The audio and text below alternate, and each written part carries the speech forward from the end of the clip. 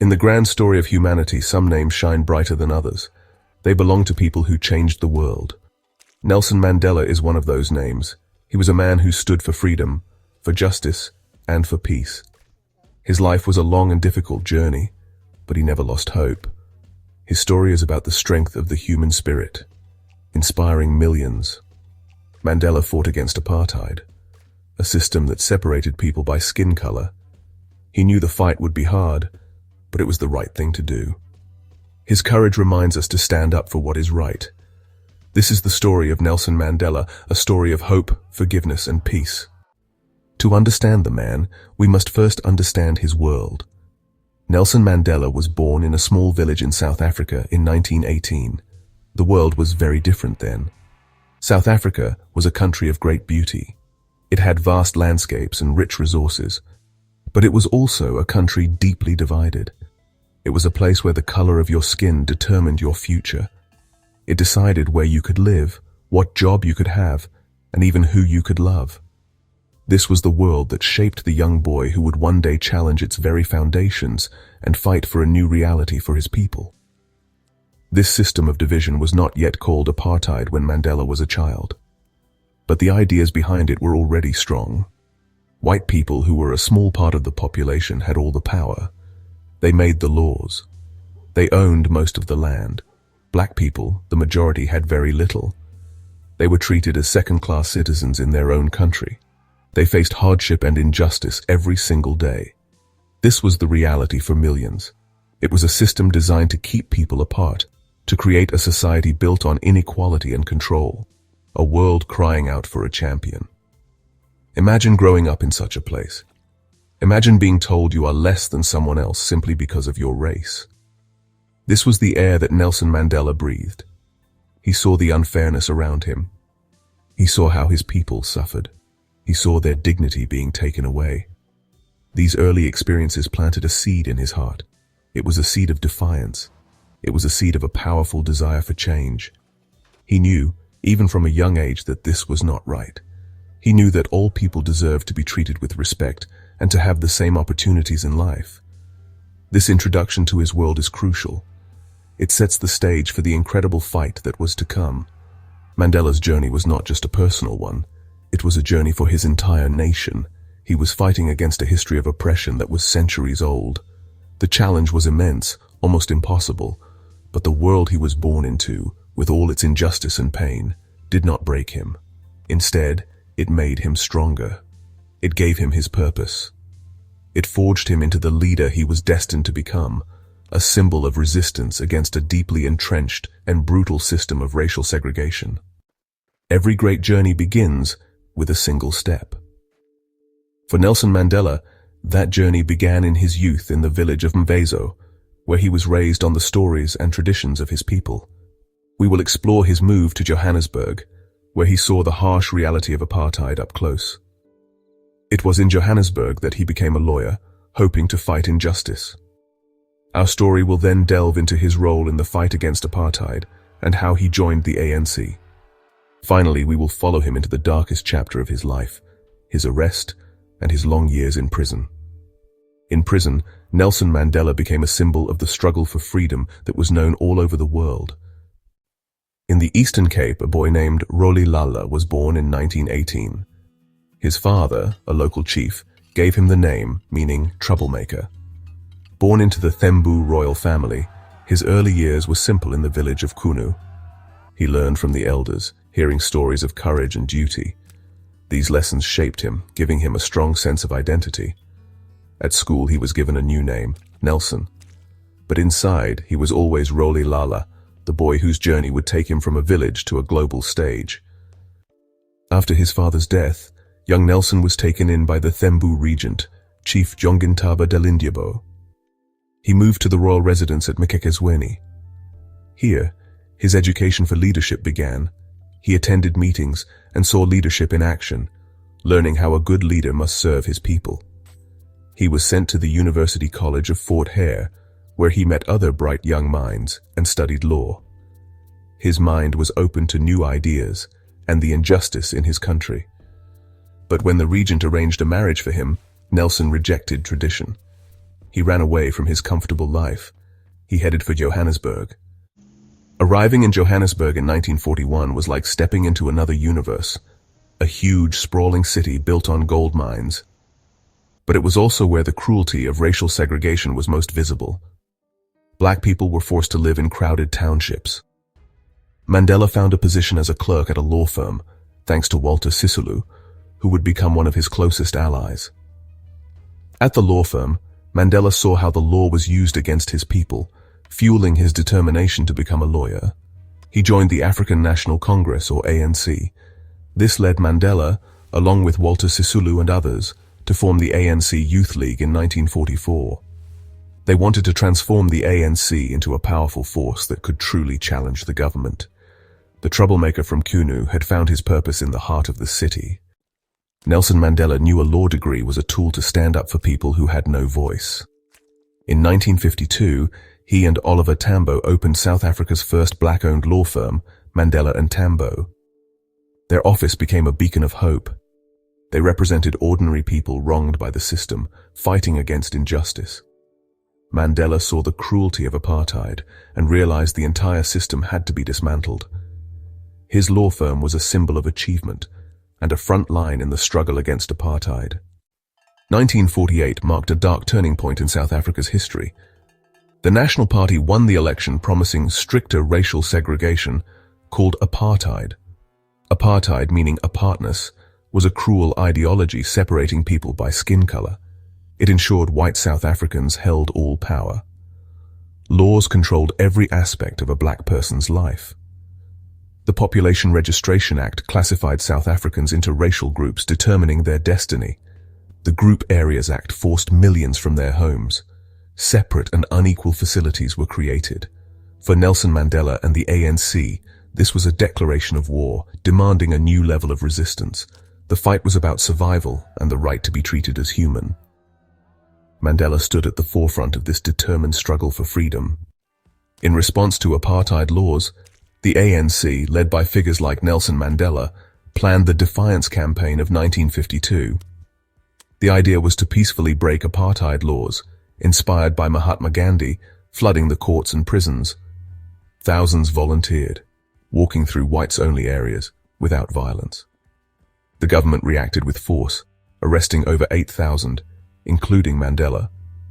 The campaign transformed the ANC into a mass movement and cemented Mandela's leadership, despite government restrictions. The years following the Defiance Campaign were filled with increasing government brutality. In 1960, a horrific event occurred that shocked the world and changed the course of the struggle forever. In the township of Sharpeville, a large crowd of unarmed people gathered to protest against the hated pass laws. The police opened fire on the peaceful demonstrators, killing 69 people and injuring hundreds more. Most of them were shot in the back as they tried to run away. The Sharpeville massacre was a brutal display of the state's willingness to kill its own citizens to enforce apartheid. It sent a clear and bloody message. Peaceful protest would be met with deadly force. In the aftermath of the massacre, the government declared a state of emergency. It outlawed the African National Congress and other liberation movements. Suddenly, the ANC was an illegal organization. Being a member was now a serious crime. This action pushed the entire movement underground. For leaders like Nelson Mandela, it was a moment of profound crisis and difficult choices.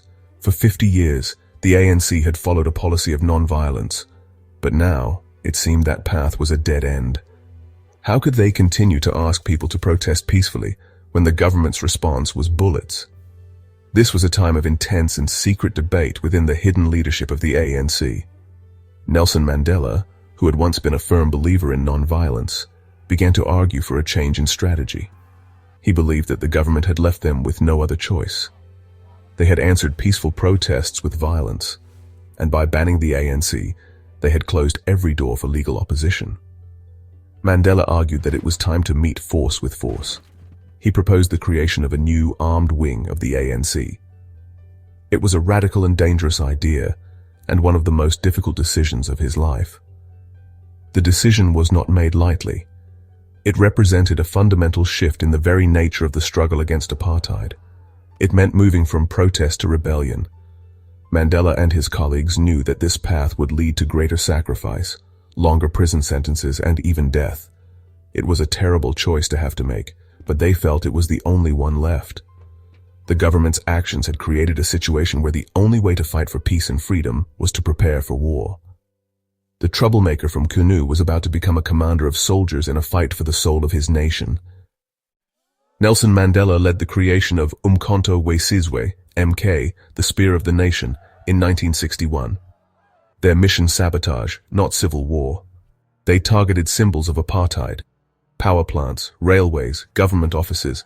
Mandela went underground, evading police as the Black Pimpernel, organizing MK and seeking support abroad. He trained in Ethiopia and Algeria, transforming from activist to revolutionary. On December 16, 1961, MK announced itself with coordinated bombings in major cities. The message to the oppressed would no longer be silent. The government called it terrorism. Mandela called it resistance. The risks were immense. MK was small, poorly equipped, but driven by conviction. Forming MK was Mandela's point of no return. He became apartheid's most wanted man. There was no turning back. After months on the run, Mandela was arrested in 1962 and sentenced to 5 years. A year later, police raided Rivonia, capturing MK leaders and evidence linking Mandela to sabotage. The Rivonia Trial began. Mandela and his comrades faced charges of treason, with death as the likely sentence. They used the trial to expose apartheid, refusing to deny their actions. Mandela's speech from the dock became legendary. He fought for a democratic, free society against all domination. He declared, "It is an ideal for which I am prepared to die." The world watched as the trial put apartheid itself on trial. Mandela's words echoed far beyond the courtroom. The government sought to silence him, but his message only grew stronger. The struggle was now global. Sentenced to life, Mandela was sent to Robben Island, a prison designed to break spirits. He became prisoner 466/64, stripped of identity and hope. Guards were brutal, conditions harsh, tiny cells, poor food, isolation from the world. Hard labor in the limestone quarry damaged bodies and minds. The regime aimed to erase their struggle, but Mandela endured. The pain was constant, but the challenge was to survive without losing purpose. Every day was a test of willpower. The prisoners faced cruelty but refused to be broken. Robben Island became a crucible for Mandela's resolve. The fight for dignity continued behind bars. Life on Robben Island was monotony and deprivation. Grey walls, grey uniforms, grey mist. Family contact was rare and painful, visits brief and through glass. Racist rules humiliated prisoners. Fewer rations, shorts instead of trousers, constant abuse. Every day was a battle for dignity. Small acts of defiance, demanding trousers, sharing news, became victories. Mandela's separation from his family was a deep wound. Yet he and his comrades found strength in each other. They reminded themselves they were political prisoners, not criminals. Robben Island was their new battlefield. Hope survived in the smallest acts of resistance. Despite harsh conditions, prisoners turned Robben Island into a university. Mandela and others taught each other history, politics, literacy, using scraps of paper and whispered lessons. Debates about South Africa's future kept hope alive. They organized resistance, hunger strikes, work stoppages, to demand better treatment. Mandela's leadership emphasized discipline and unity. Prison became a forge for new leaders and ideas. He learned patience, strategy, and even Afrikaans to understand his captors. True victory, he realized, meant reconciliation, not revenge. Prison deepened his wisdom and resolve. The struggle continued, minds unbroken. The world did not forget Mandela. His name became a global symbol of resistance. The Free Nelson Mandela campaign grew, pressuring the apartheid regime. Winnie Mandela kept his legacy alive inside South Africa, despite persecution. The government's attempts to silence him only strengthened his legend. In 1982, Mandela was moved to Pollsmoor prison. The government offered him conditional freedom.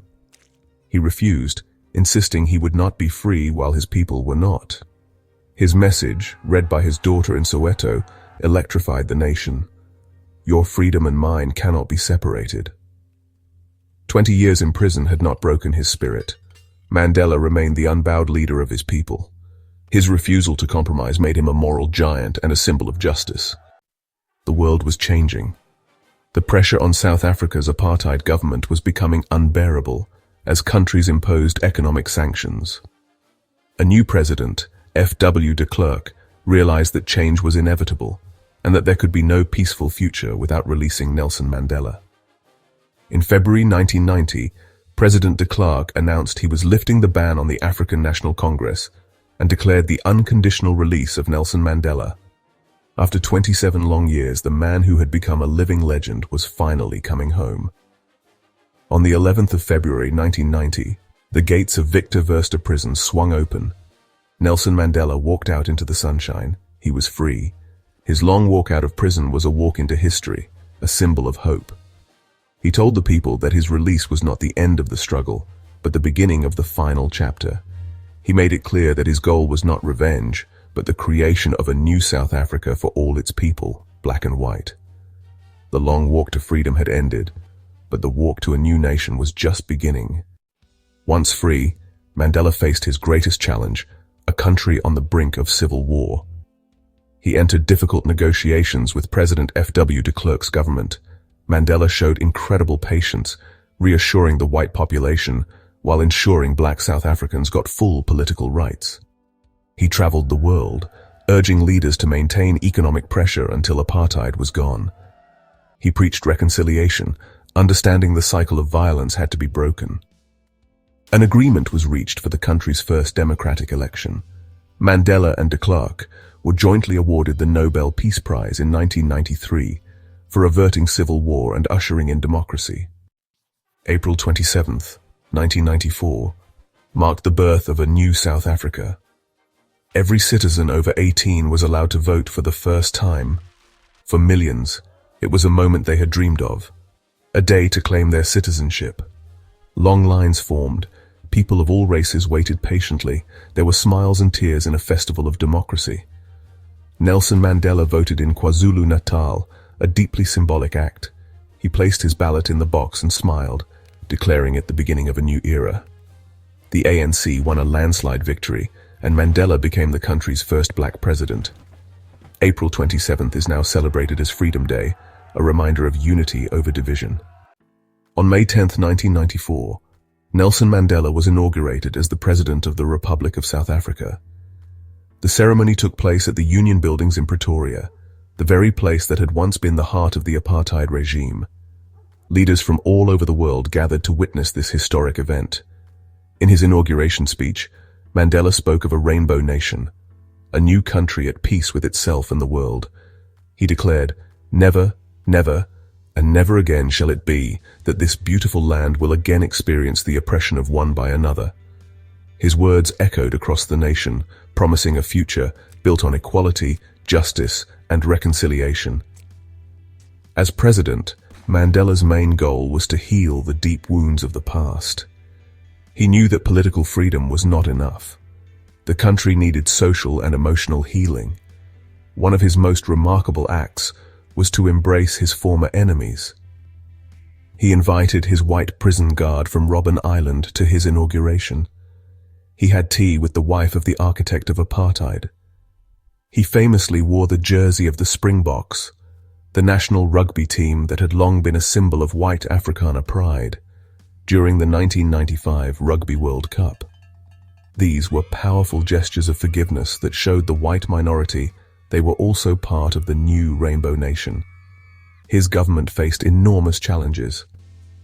Decades of apartheid had left the country with huge inequalities.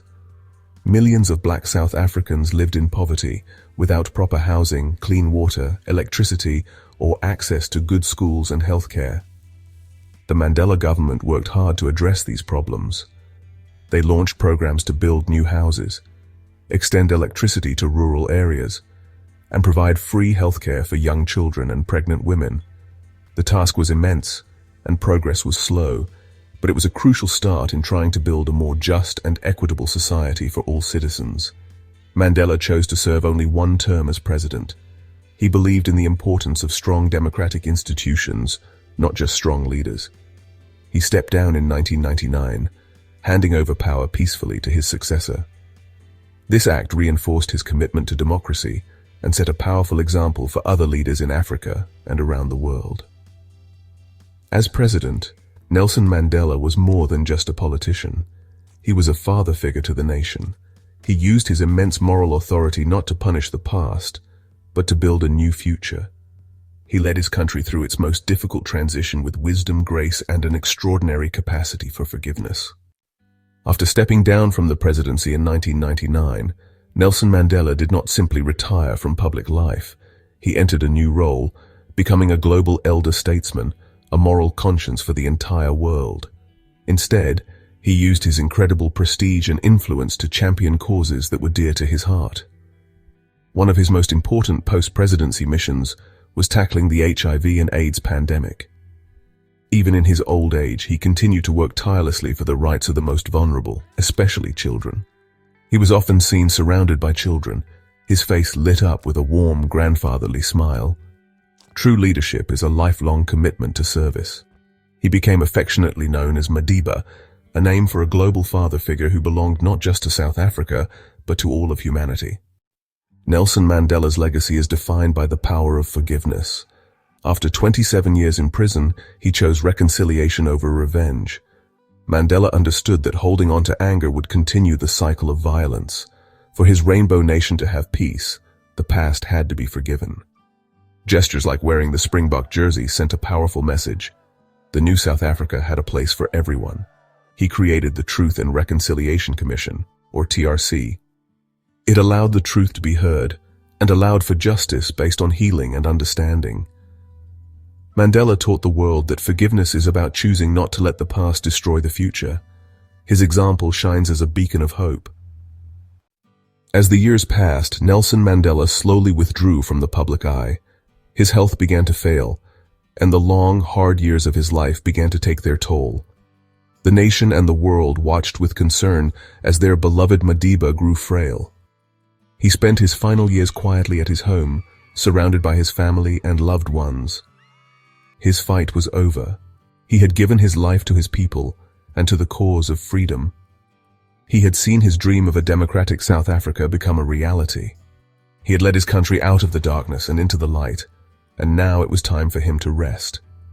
On December 5, 2013, at the age of 95, Nelson Mandela passed away peacefully. The news of his death brought a great sadness to South Africa and to the entire world. A 10-day period of national mourning was declared. People of all races gathered in the streets, not just to mourn but to celebrate his incredible life. They sang freedom songs, they danced, and they remembered the man who had given them so much. His passing was the end of an era, the loss of a giant of history. The sun had finally set on a life that had illuminated the darkest corners of the human experience. His funeral was attended by leaders from every corner of the globe. They came to pay their respects to a man who had become a universal symbol of freedom and dignity. But the most powerful tributes came from the ordinary people of South Africa. They lined the streets to watch his funeral procession, to say a final goodbye to the father of their nation. His body was laid to rest in his childhood village of Kunu, the place where his incredible journey had begun. The troublemaker had come home, his task complete, his legacy secure for all time. Nelson Mandela is no longer with us, but his story will never die. It is a story that teaches us about courage, resilience, and the power of hope. It shows us that one person, guided by a powerful ideal, can indeed change the world. He proved that even the longest and darkest of nights will eventually give way to the dawn. His life reminds us that history is not something that just happens to us, it is something we can shape. The untold story of Nelson Mandela is, in the end, a story about the very best of what human beings can be, an eternal flame of inspiration for generations to come.